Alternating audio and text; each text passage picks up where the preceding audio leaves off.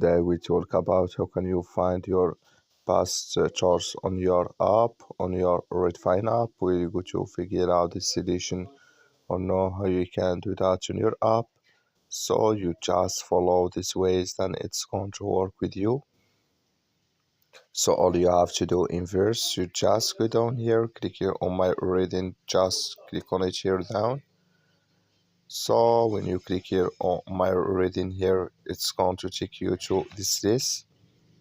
It's going to show for you like this. Click here on past source. So then here you will find all past source you have. So like you see here, I have nothing yet here in my in my list, but if you have your past source, you will find it here in this list on your reading find app. So that's all you have to do. That's all. I wish you a great. Thank you for watching. Don't forget to support us by liking, subscribe.